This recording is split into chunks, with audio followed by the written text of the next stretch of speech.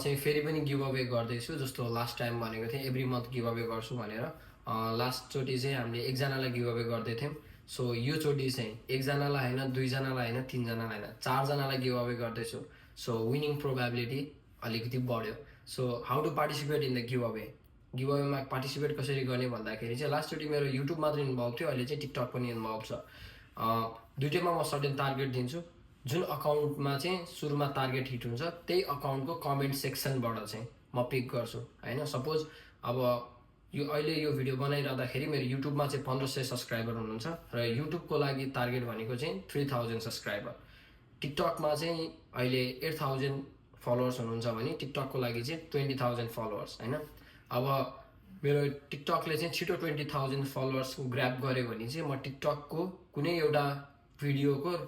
comment सेक्सनबाट म 4 जना pick गर्छु चारैजना विनरले इच विनरले विनिङ प्राइज पाउनुहुन्छ अथवा युट्युबको चाहिँ टिकटकको भन्दा सुरुमा युट्युब बुस्ट भएर युट्युबमा चाहिँ 3000 सब्सक्राइबर पुग्नु भयो भने चाहिँ म युट्युबको कुनै एउटा भिडियोबाट कमेन्ट सेक्सनबाट पिक गरेर 4 जना पिक गर्छु र 4 जना चाहिँ विनिङ प्राइज पाउनुहुन्छ अब विनिङ प्राइज के हुन्छ त चारैजनाले के पाउनुहुन्छ भन्दाखेरि चाहिँ इच विनरले चाहिँ $50 पाउनुहुन्छ US $50 भनेको चाहिँ नेपाली 6000 त्यो चाहिँ उतिखेर नै पाउनुहुन्छ होइन अनि गिभ अवे कसरी हुन्छ त give away should be fair enough last time पनि मैले गिभ अवे गरेको थिएँ त्यो गिभ अवेको फुल भिडियो युट्युबमा पनि छ गएर हेर्न सक्नुहुन्छ सो गिभ अवे चाहिँ म टिकटकमा लाइभ आएर नै गर्छु म टिकटक लाइभ आउनुभन्दा अलमोस्ट 3-4 डेज अगाडि नै टाइम र डे भनेको हुन्छु यो टाइममा म लाइभ आउँछु भनेर टिकटकको लाइभमा नै बसेर म फुल्ली फेयरली गिभ अवे गर्नेछु र तपाईले लाइभ भित्र नै विनिङ प्राइज पाउनुहुनेछ so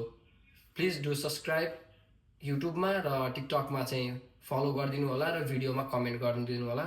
and get your winning prize यो चाहिँ 1 महिना 1-2 चोटि मात्र हुने एभ्री मन्थ नै हुन्छ सर्टेन टार्गेट हुन्छ त्यसपछि चाहिँ गिभ अवे हुन्छ so thank you so much